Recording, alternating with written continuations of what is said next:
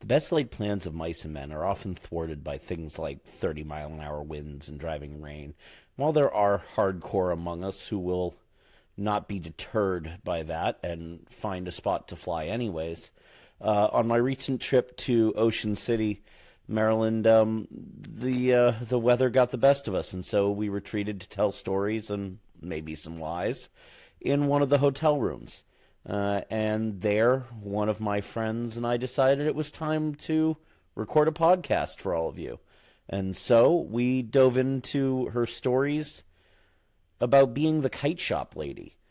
This is the Pilots Meeting. I am Jesse Capston. Welcome to Skyrider Limited. And please join me and my friend Cassie Shook, the Kite Shop Lady.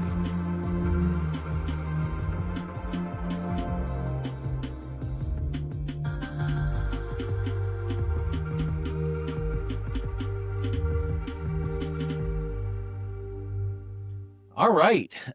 First time we're doing this way. Welcome to the first live recording of the podcast with two people in the same room. What? And we are crammed into the corner of my hotel room here in Ocean City. Out that window is 6th Street, and the kite loft is like that way. It's like right there. Like it's literally right there. Yeah. Like if we went out the door behind the camera and like stared, we could see the back of the kite loft, which is pretty cool. Right. Because Ocean City is like one of the like OGs of East Coast kiting. It's a mecca of East Coast kiting. Yeah. And I suppose I should then introduce the person sitting next to me. So Cassie's been on the channel before, but welcome to the Pilots Meeting. Thank you. So Thank Cassie you. I'm Shook, super excited to be here. Flying Smiles Kites. Flying Smiles Kites. Yeah. So I think today we kind of decided we're going to talk about kite shops, the kite business, sort of, kind of. Right. And we're gonna talk about the Kite Shop Lady. Kind of an insider view of what it's like to be the Kite Shop Lady, right? Yeah. Which is the best job in life, by the way. I mean, I'm biased. I was gonna say, I feel like you've got a little bit of an biased opinion there, but I'll allow it. Right. So I guess we should probably start with how you ended up in kites, because... Well, that's funny because basically grew up in a kiting household, but it was up in Michigan where the wind was not good. So Dad'd say, "Hey, you want to go fly a kite?" Not really. But when I went to college, my folks moved to the beach, and Dad wanted my employee discount. So he said, "Go get a job at the kite shop." And I did, because I walked in and the kites were cool. And there was also all kinds of other cool stuff. So as a 19-year-old, I could see working in that shop for the summer. Little did I know 25 years later. Well, you didn't stay at that kite shop, though. I did through college, basically. I moved locations, but I worked for them through college. And then after college, I moved to Austin, Texas, where I wasn't going to work in kites. And then I spent the better part of a decade working for a kite manufacturer, which was awesome. Which was New Tech. New Tech Kites. Which is they're still around. They're still around. Yeah. Ish. Ish. I live my life by the ish, as you know. So, yeah. So then to New Tech Kites for a while. Yeah. So then I was at New Tech for a while, and then there was about 5 years there that I wasn't really in kites. I had gotten married, and my now ex-husband and I, we were just like, it's the typical, you're early 30-somethings trying to actually pay your bills, know. Right. Being an adult is being an highly adult overrated, is super but lame. A thing we do have to do from time to time. Right. So then I took a couple years off, and then I don't know if you knew Gail Whittle, but Gail Whittle in Texas, she invited me back into kiting, and I flew on her team for a couple of years, and then I moved to Florida, and I was flying some kites there, and then I came home to the family business. So right. Yeah. So that's the fast forward. Yeah. Right. So the family business is Flying Smiles. Flying Smiles Kites. Which that's probably a podcast episode in of itself, and with your we'll folks have to get involved. my parents involved in that one. Because Flying Smiles Kites is its whole. It is the kite shop at the end of the road. It's in the Corolla, kite shop at the end of the road. Corolla. Corolla's the car. Right. Corolla's the town. Right. But I think it's, though, not all that different than a lot of the kite shops over the years. I think of so many kite shops. When I used to work for New Tech, I was so lucky because I actually got to go visit a lot of kite shops. Right. And I saw a lot of my daydreams in real life. And I think a lot of the times it's the same story of, a couple of people are in love with kites and they decide to open a shop, Sure. Yeah. Well, and I Um, think that's a lot of the kite shops, like 80s, 90s, even Exactly. 2000s kite shops were people who were passionate about kites Right. trying to make a living in their Well, hobby and passion, which and then the is age-old question, how do you make $1 million in kites, Jesse? you You start with start with a two. 2. Yeah. Yeah. And I think that's I why. think in general, like that's so I see it a lot in my day job in the cycling industry of there are people who get into it who run it as business, and there are people who Yeah. get into it because they are enthusiasts and they want to sort of Right. make their make their hobby and passion their day job, Right. and not everybody separates that well, which is tough. It's hard. It's hard, though, because when your place of employment, when your work is something that you love as much as you do, you're not going to be in the business of kites unless you truly love that joy of the little kid. But a lot of people don't realize that in order to keep that business successful, I'm going to use Pokemon cards as the perfect example. We sell Pokemon cards. Mhm. And I remember in the beginning, my dad is like, why are you doing Pokemon cards? I'm like, well, Dad, they've been around for 25 years, probably Right. 30 years. And it's just something that literally sits on the cash register. The box is this big and it pays some bills. Right. Like, it might only pay the electric bill, but that is actually a bill.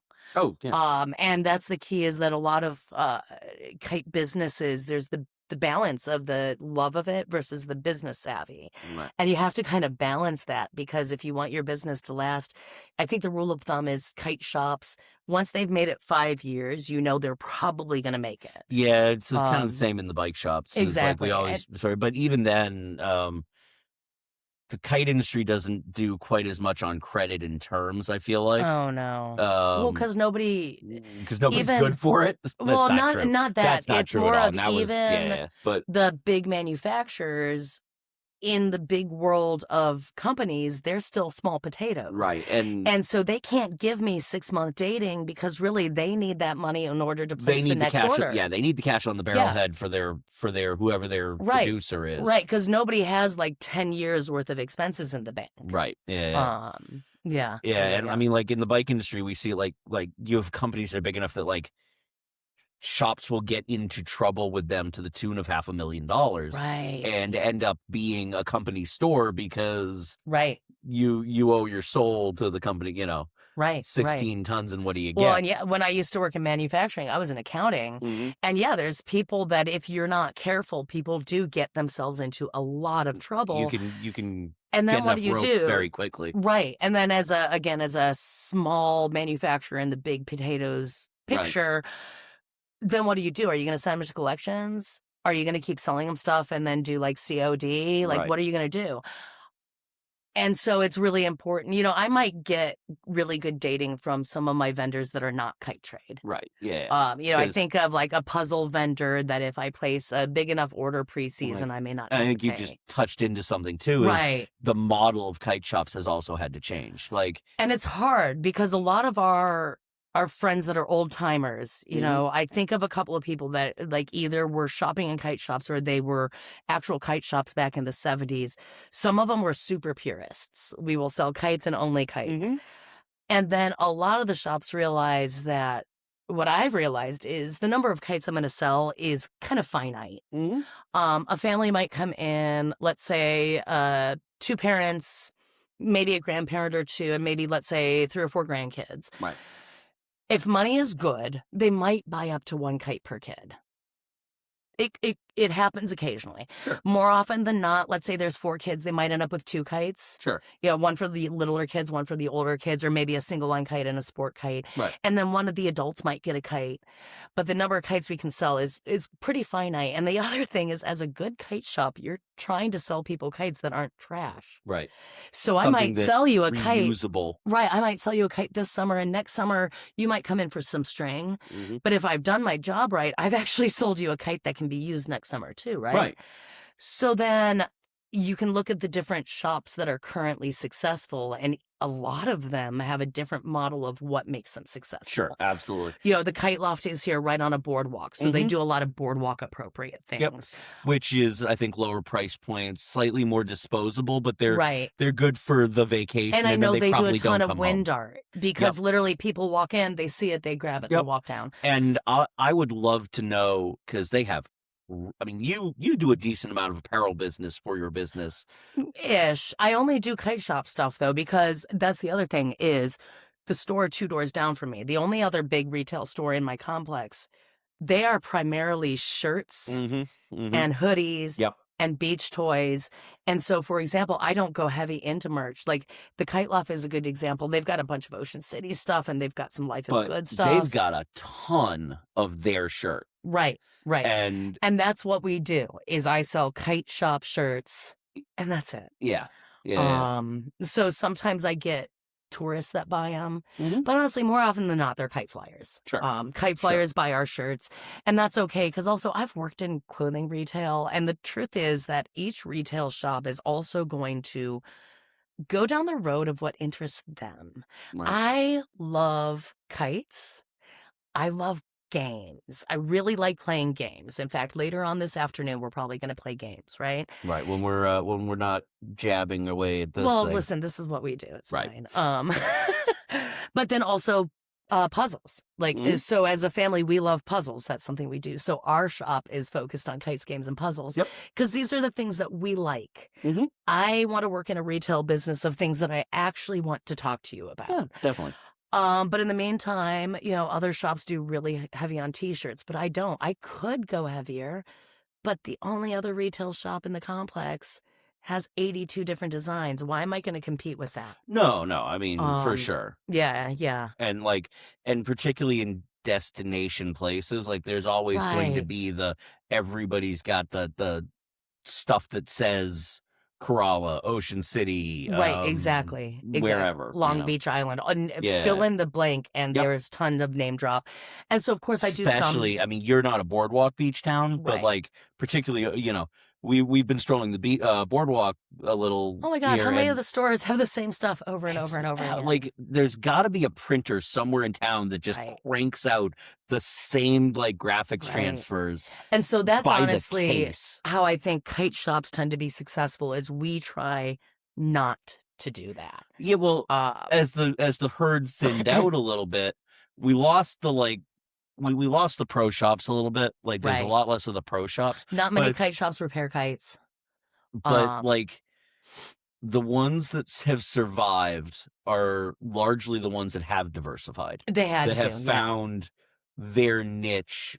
Right. Either whether it's online or in person, it's you're doing puzzles and games in the store. Right.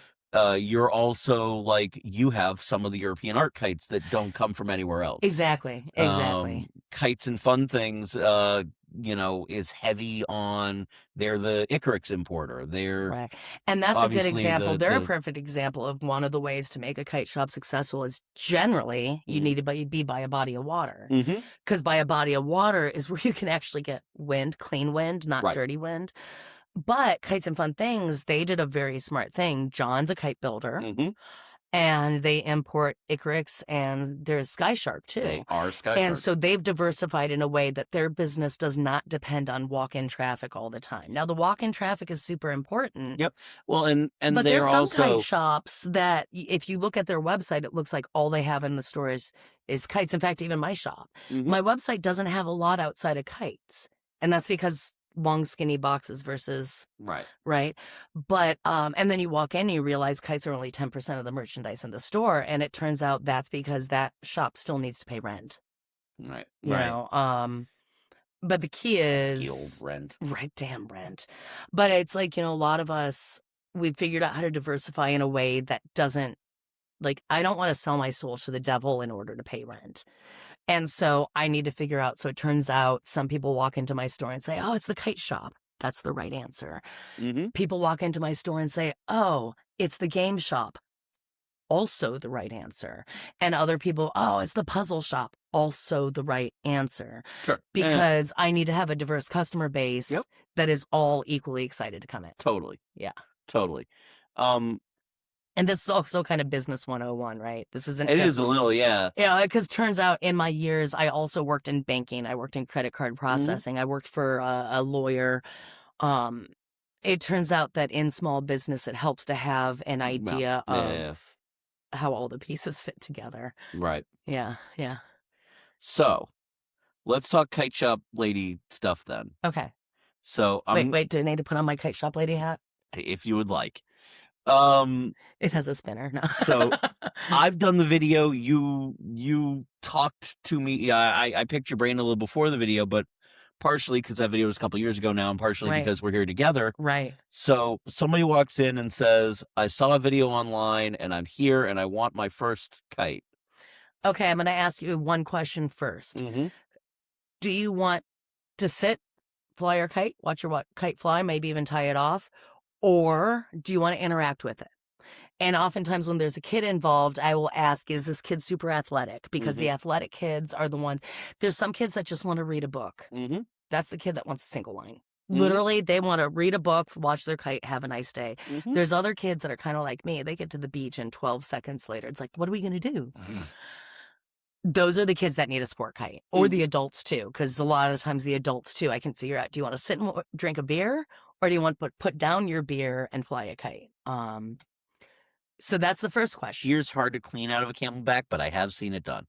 Hear me out. The hats. Yeah. Next novelty for the shop. We're gonna have to find you some. I'm not sure Mom will allow it. I'm sure we can find an acceptable liquid to put in it for wine. Actually, you know what? We need to make a wine cooler hat. Oh my God. Hear me out. Okay. You've seen it here first, friends. When the wine cooler hat comes out, it's from this conversation. That's amazing. It's horrible. It's horrible. It's the worst idea ever. Oh boy. Hey, kite flyers, you want to get day drunk? It's fine. Everything's fine. We don't peek for each other. Can you tell that this is day 3 too, and we've been like wind blasted, and oh my God, we're just we are perfectly sober and somehow just a little punch drunk. But what's it blowing out there? 40? Oh my God, yeah, it's like so. Anybody who follows my short content will have seen like some of the updates from this one. I got here on Friday. It was beautifully sunny. Oh, did you get here after the wind died? No, I killed the wind. Oh, you're the reason. Uh-huh. Okay. I got out of the car and everybody was like, yeah, 135 mesh is sweet right now. Friday morning was a kite flyer's dream. I unroll my bag. I unroll my bag and I'm like, it feels a little light. I'm going to put the 75 together. I'll take a little extra power. And that's when I flew that 75 for 4 minutes and was like, I could use more sail, and got a solid sail. And I flew, and literally like everyone was like sitting there waiting to see what's going to do. And I'm out with the solid sail and I'm like, I am now fighting for my life on the solid sail. And I'm like, this is, I did a bad thing. Yeah. Well, that reminds me, there was one, back when the KTAI still existed, there was a trade show. We were in Albuquerque, New Mexico. And we were out. Why? It was an affordable location for a trade show. Touche. Kite trade. Right. But like this flying field, like basically during the demo time, because we would all, you'd have your trade show time, but then like the show would close for a while everybody went out to fly kites because this is the kite trade. Right. So you get to fly the kites. Every time I touched a kite, the wind died. By the end of the afternoon, every time the wind died, I'd hear from all 4 corners. It was like a football field type space that we were at. Yep. From all 4 corners of the field, I would hear, Cassie, put down the kite. Every time I touched a kite, like I wasn't even allowed to like touch the corner of a kite because the moment I would touch a kite, the wind would die. So So that's how we started. So that was Friday. So then Saturday. Oh, and the wind we were- died, and it was nothing. Gusting to nothing. Yeah. I managed to get a single line 10-foot delta up, So and it was blowing about 2 miles an hour. the line got going again because everybody's got hushes or like Yeah, 3-wind everybody pulled out their SULs. super ultralight. But yeah. like, I don't. So my lightest set of 120s is 100-pound, right. and I was like, oh, you should have let me know. I would have loaned you my 50-pound. more likely I'm going to let you also, know. that's and when buy I a set should of have been 50. out there. I should have been out there in that time Yeah. because I have a hush. But it's So, But I was flying the kites I built. no, you though, were, so yeah, it's yeah, fine. you were, Yeah, you were out with your Delta you made at UMake, I think, right? Yeah, exactly. Yeah. Which was awesome.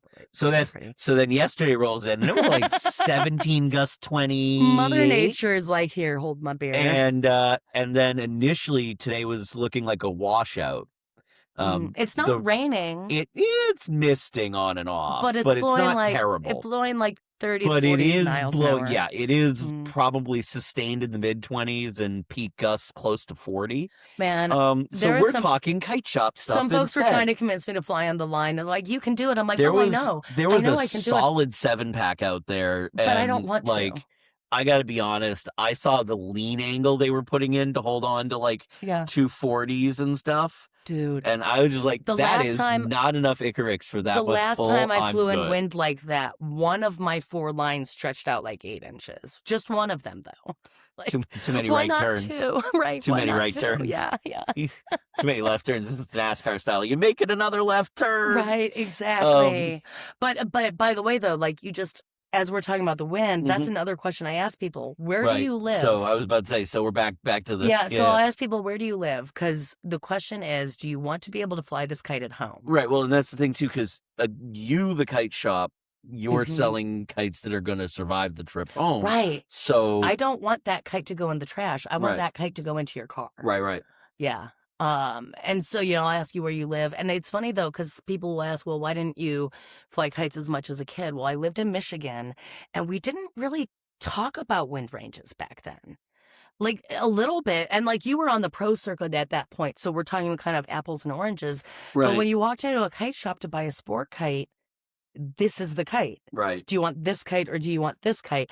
And I generally tend to ask people, where do you live? Do you want to fly at home? And I suspect that like wind ranges were a higher price point question than beginner and intermediate but kites. Even then, I don't remember intermediate kites coming. Like now there are intermediate kites that have a standard in a UL. Right. But right, I don't remember a lot of intermediate kites. And even being that is not as much. Like... But like, for example, I've got a couple of entry-level sport kites in my store that one of them is 4 to 20, one of them is 9 to 25. And so if somebody says, that no, bottom 5 miles an hour is a big difference. Right. And also, though, the other rule of thumb, we've talked about this a lot. If a sport kite says low end of the range is 4 miles an hour, well, the first time you fly it, it's you can't fly at 4 miles an hour because you don't have the muscle memory. Yep. Ultralight flying is an additional skill set. It's hard. But you also need to just know what you're doing, right? But so ultimately, I'll ask them that question because either of these kites will fly at the beach. Right. But if you want to go home to, let's say, Erie, Pennsylvania, right, I might sell you a different kite than if you're going home to Ocean City. Yeah, it's totally fair. Yeah. So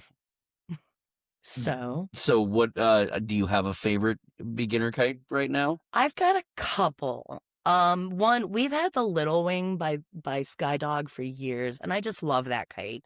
It's a little bit quick, but the price point is good. We sell it for $50. It's a good price point. And it's a good size that if like a 7-year-old wants to learn how to fly, I'm not worried about that kid being drugged down the beach eating sand, right? There goes my fun. Well, I mean, we could put a cinder block. We could put him in a climbing harness with a cinder block attached. Fun fact: we actually did that for my mom once. Did I ever tell you the story of my first competition? You were like 4, probably. I was 4. Yeah. It was the Boston Area Sport Kite Championship because it's home. Right. And do you actually remember it? Oh, vividly. I'm impressed. Vividly, I don't remember because of the events that I'm about to Okay. tell you. So, my dad has decided that the kite we're going to fly for pairs is Marty Suzuki's Katana 2 because it's nominally a UL, but it's a mix of old Sky Shark 3P and 5P, so it's robust enough that it'll fly into standard. Okay. But it's also a full-size, almost 9 feet of kite with giant winglets. And you were like roughly that tall. Oh, I was... Yeah. I am deceptively massive compared to how tiny a child I was. Right. But I mean, even So- now, you're a tall guy, but you're not a super tall. No, I'm 5'8" on good Which days. is like, so you're not a short guy, but Deeply you're not average, yeah. yes. You're not towering over me. No. Most people do. So my dad gets permission from Maggie Engvall, who's the head judge for this event, Maggie. to have an extra flyer come out to the field, and just in case the wind comes up, hold me down. Now, it is important to note that Maggie's answer included the note that this was only permissible as long as the other flyer was not flying the kite through me. Okay, that's legit. So, like, Right? your dad couldn't come Perfectly out and hold your hands. Fair. Yeah. Perfectly fair. Mm-hmm. So I'm pretty sure it was Sandy Wagner, Okay. who, old time great Masters quad flyer, great dual line flyer, flew Decas with us way back in the day. Yeah. Comes out and basically it is decided the way he's going to hold on to the back pockets of my jeans. Did they tear off? They did. So Gus comes up, kite pulls me. I'm just focused on doing what I'm supposed to be doing in this pairs routine with my dad calling. I'm going. Sandy grabs 2 handfuls of my back pockets and up I go. Oh my God. I am in the air. Oh my God. I am flying the kite. Sandy is flying me. And all of a sudden, there is a definitive denim tearing noise as one of the pockets decides it no longer wishes to be part of this conversation. So you kind of started flying like this then. So he drops the pockets. I'm now going and scrambles to like bear hug me and drag me back to him. And we finished and we landed, and I want to say we were like 4th or 5th. Which is not bad. I'm surprised you didn't get better just for the like wow factor. Well, no, there was one Christmas, we hadn't moved to the Outer Banks yet, but we bought my mom a NASA Parawing style quadline kite, right? Oh dear. We called it the Blue Devil. And with that Christmas present, she also got a rock climbing harness that was attached to a cinder block. And the rule was she was only allowed to fly it if she was strapped in. Oh, God. Now, that's I have amazing. a super vivid. So after we moved to the Outer Banks, our family had a tradition for years. And every once in a while we still do it. But for years and years and years, there were always kites under the Christmas tree. So then on Christmas afternoon, we would always go fly kites. One year, we go up to Jockey's Ridge. Mm-hmm. And here's the thing, Jesse, I need you to picture. My brother is in the military. Mm-hmm. And he goes up wearing his combat boots. And if he ever watches this, I need you to know, Ty, I'm still judging you for that, but that's fine. But he's there in his combat boots. And I remember it because I remember hearing he was flying that kite. I was flying something else. We were all flying kites. But he's flying the NASA Parawing in winds that he shouldn't have been flying it in the first place. Like, it was big wings. And you hear the telltale ping. And he goes flying downwind, and I still remember seeing his boots fly by, basically. Because they were doing the thing, you know how they do the combat boots where it's like laced up your ankle? Mm-hmm. I still remember watching his combat boots go flying past me. Yeah. We've all been there. Oh, my. Well, it happened to me a couple of times. So, this is going to be the podcast about, hey, remember that time that I almost died?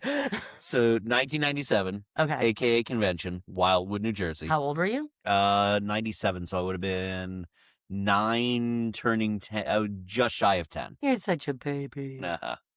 It's fine. I was 15, so a lot of the other people watching this are like, Right. shut up, you guys. The Speed Series Brevs had just come out. And Ask me about my first quad I'm when you're ready. pretty sure Dave Hedzicki is the one that thought this would be uproariously funny. He was right. let me test drive a Shockwave first, which at the time, so for anybody who doesn't know, like, Rev history, the Speed Series are the 4 upright kites that were effectively Rev's answer to Speed kites. That kind of have the cornered. But they also are shockingly good power kites. And the first 2 were the Supersonic, which was sort of the Rev 2E one of the family, and the Shockwave, which was the bigger one. By the way. And then later came the Blast and then the Power Blast. Jesse, the Shockwave was my first quad. Shockwave or Supersonic? The bigger one of the 2. Bigger. Okay, the Shockwave. We'll come back around. Okay. I don't know why I always thought you said it was Supersonic. Because Anyway. I can never remember which is which. Fair enough. Literally. So I'm pretty sure it was Dave Hedzicki thinks this is going to be hilarious. And hands, by the way, winds like we have right now. Misty, gray, overcast, like typical New Jersey, Maryland coastal day in like October. Right. Misty, overcast, blowing like 20. And he hands me this thing, and I crossed 600 feet of fenced off field in how many before seconds? You could blink. Yeah. Like, I want to, and I am laughing, and my dad's like, you're at the right age that this is the best fun you ever had in your life. So my dad's at the time, because at the time we had just become sponsored by Rev again.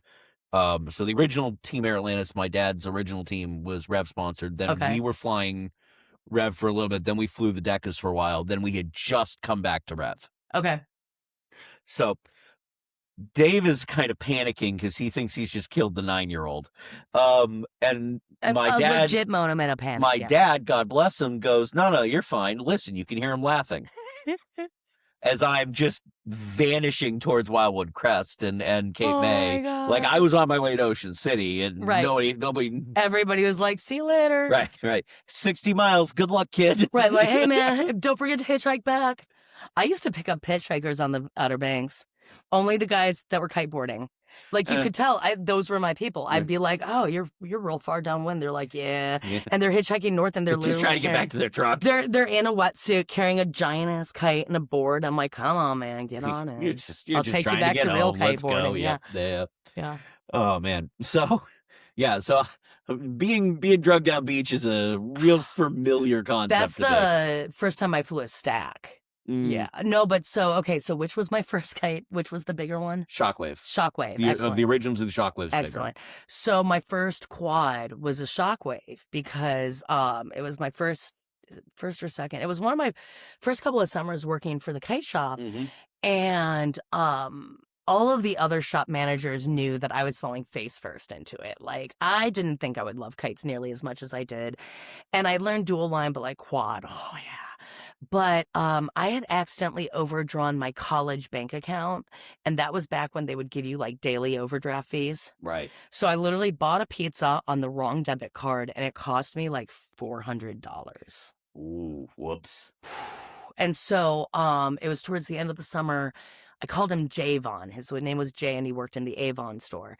And Javon, we're on the phone, and Javon's like, you still want a quad, right? Hey, come on down to the shop next time you have a day off. So I go down, and dude charges me like $50. He's like, give me $50. Here's your new kite. So that's what I really learned. Like, I learned how to fly quad on other things, but that was my first kite. So then I flew on that for a good couple of years. And we all wonder why it took me so long to get the inverted hover down. Because that kite only wants to go forward. They do not. It only wants to go forward. Interestingly, the one thing they do really well? Go forward. Well, besides that, yes. So if you ever have an opportunity, particularly the Blast, so the next bigger one. Right. To fly one on like 20-foot lines. So...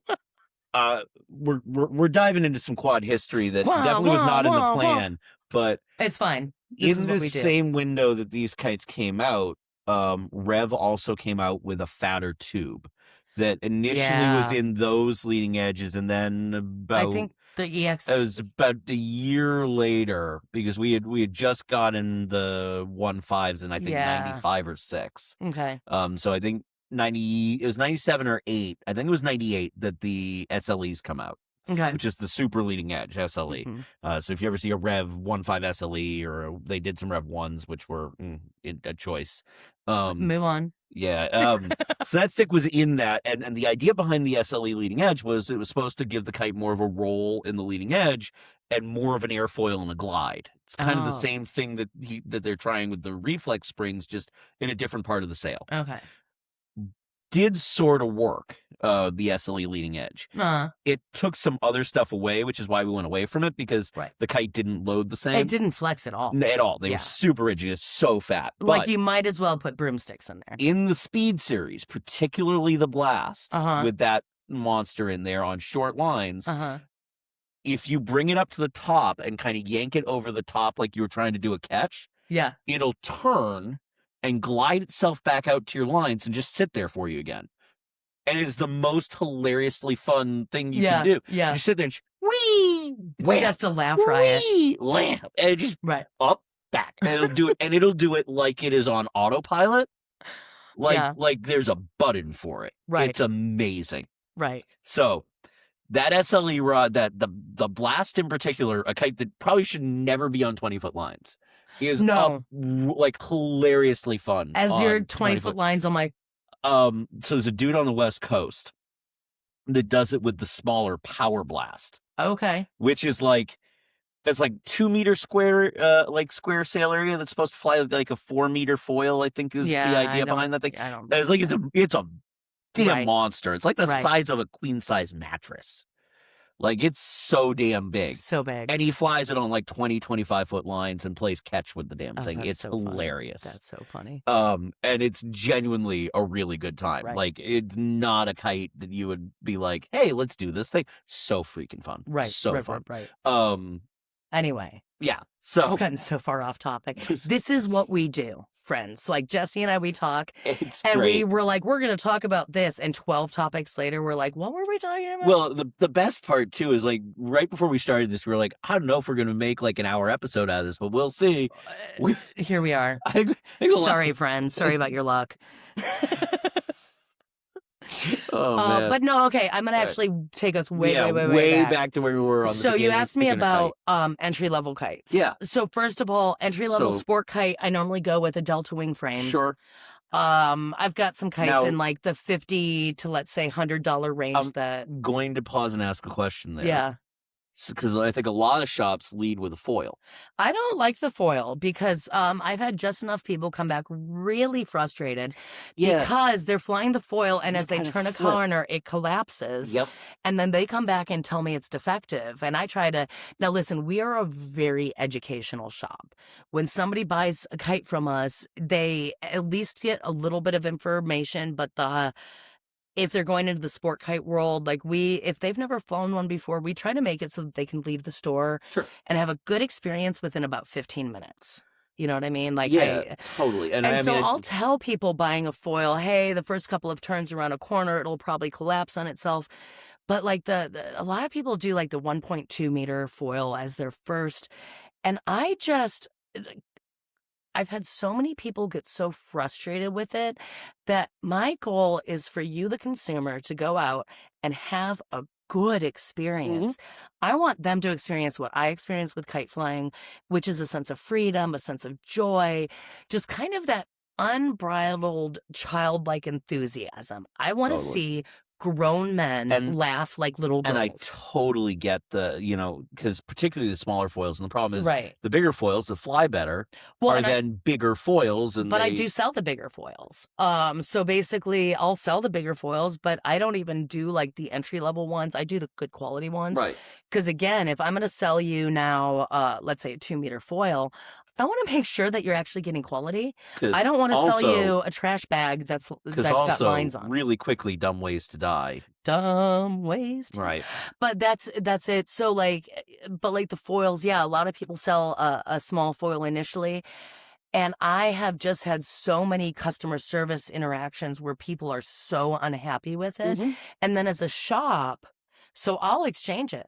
Literally, if they're that unhappy, I will, a $50 foil turns into a $50 framed kite super easily. But now I've got this foil that I can't sell. Right. Right. And as a very small business, other businesses can afford, but even me, like I get mad at people for opening packages because I'm not Walmart. You know, I might have only ordered 6 of that thing, and now that one that you've now opened and messed up the packaging, I have to either give it away or sell it at clearance. Right. I can't afford that. Right. So as a small business that really, like, we're so customer service oriented. You know, my employee once went into a different shop and she was just shocked. She's like, you know, the lack of customer service was just like absolutely shocking to her because she knows that part of what we do is make sure that you have a good experience. Right. And you know, if my shop were to ever grow bigger, I would probably bring those foils back in. But for now, I just, you know, it's fine. And yeah, basically, you know, I've got a couple that range from small-ish, but I don't do super, super small because they aren't fun. Like the kites that you can offer me for like $35, they're too fast. Well, it was like that fun. quad foil we were the gentleman approached us about a quad foil that he bought. Super good manufacturer, really nice kite, beautifully made. Trying to get it set up for him to fly, like the tuning with I suspect that there's a ready-to-fly version with handles that make sense. Right, because he actually had the intermediate model for what it's worth. Yeah. When I went to look at their website to get some specs, because he was asking me for recommendations online. And again, back to that customer service, I'm not just going to be like, oh, well, it should be this. I often then go to the source and say, okay, what's the dimensions on this kite? What do they recommend? Because not all 2-meter foils use the same line strength. To be continued.